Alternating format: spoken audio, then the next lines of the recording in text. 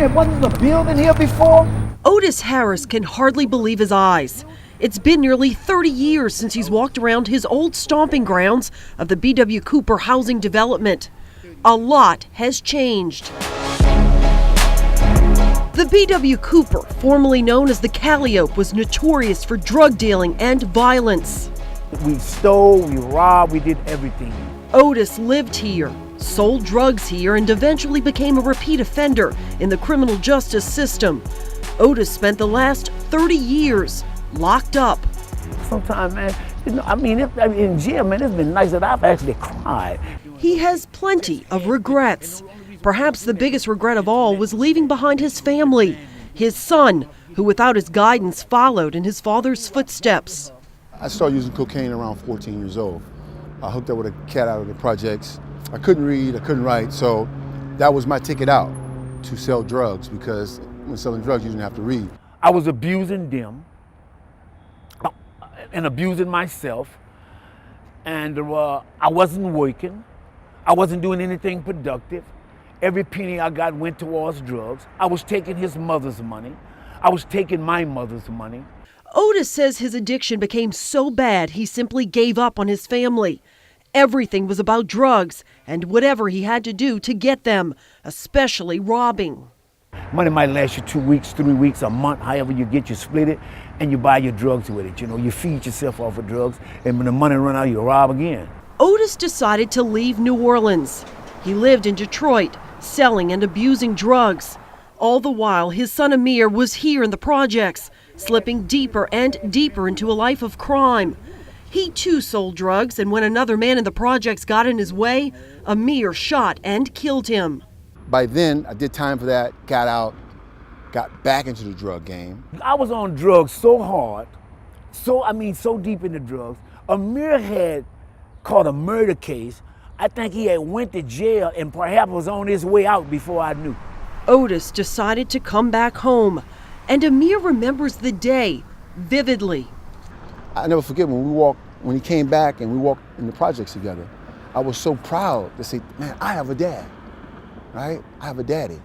So that was one of the greatest highlights of my life right there, man.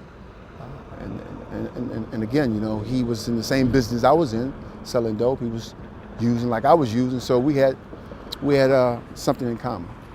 Otis had made drug connections in other states, and before long he was receiving large amounts of cocaine from L.A. to distribute on the streets of New Orleans. His son was his business partner. As a matter of fact, I was promoting it because I was giving him the drugs. And as a matter of fact, I felt good about it. I felt like I was really doing something. Seriously, I really felt good about it. I felt like, oh, I'm back now, I can help my kids. And I really thought that, you know, we were going to live this big life of selling dope and being a family. His view of a true family, though, was distorted. I wanted a relationship with my dad. I mean, it's like it was something that I fought for. There was nothing done on this corner that wasn't related to drugs. Together, they took me to the place they refer to as the corner store, where they sold drugs nearly every day. But this is where I started. Like he said, this is where everything took place. Right there by that phone. They killed Sonny. Instead of sharing memories of school graduations or family gatherings, this father and son could only share stories of overdoses they witnessed or shootings that happened as they sold on the corner. Man, it was just slaughtering people back here. It was like, that's when New Orleans had 300-400 murders a year. There's a lot of people lying on this pavement. A lot of blood over here and around that corner. Eventually, Otis was arrested, transporting 5 kilos of cocaine through Texas, and was sentenced to 30 years in a federal prison. Police later busted Amir for cocaine distribution. As he served a 4-year sentence, Amir began changing his life in jail. I said to myself, I want to learn to read. I want to learn. I have to learn to read. When he got out, he headed for L.A., pursuing a career in modeling. I don't know, maybe a year after that, I saw him in a magazine. And I was like, what? I said, you know, I saw him in a magazine. I think he was doing some kind of clothing or something, some hip hop stuff. And I was like, I was so proud. I mean, I was like, what this? this guy, you know, and I just went to showing guys and talking about it. You like games, Jimmy? You want to play a game? Here we go again. Okay. Amir went on to acting. Eventually, he wrote a book about his life. He's a man. He's a better man than I'll ever be. I mean, sometimes I look and I say, I don't even deserve to be this guy's father. I remember her. She's a nice lady, though. She used to give us candy and stuff. Finally, they're together again. You know, it was like, I don't know. I was the father in the house for the first time in my life. They're making right what was so wrong as they reflect on the years they've lost. I wish that could have happened 30 years ago, 35 years ago, you know, but it didn't. Amir believes his whole family suffered because of his father's actions. You the one that brought me to life. It's been 3 years now. He motivates me to do positive things. Now he mentors young men who are without dads in their lives. This is an epidemic.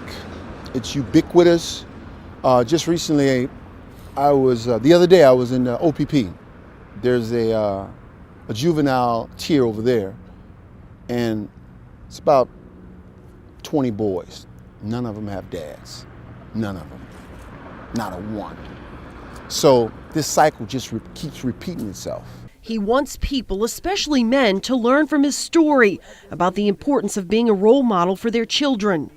When you think about it, you said, well, these young kids are committing all these crimes, and they're heinous crimes. I'm not disputing that.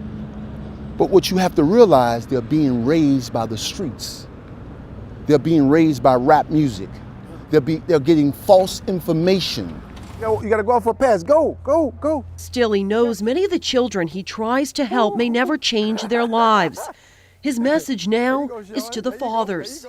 My message is to the fathers to get back in the households by any means necessary. If you don't love the mother anymore, that's fine, but you have to raise your boys and you have to protect your daughters. Otis, at 66 years old, realizes his mistakes, but his children are now grown. Okay, I talk to you and let you know. All right, so you working the parade tonight? Yeah, I'm working tonight. I gotta wait. I want my family to bury me. I won't be buried from a jail cell. I want a meal. Rushane, Dashin, and Bianca, I want them to bury me. That's what I want. And I want them there. Because that was my dad. You know, and say that was my dad. That's what I want. Natasha Robin, Fox 8 News.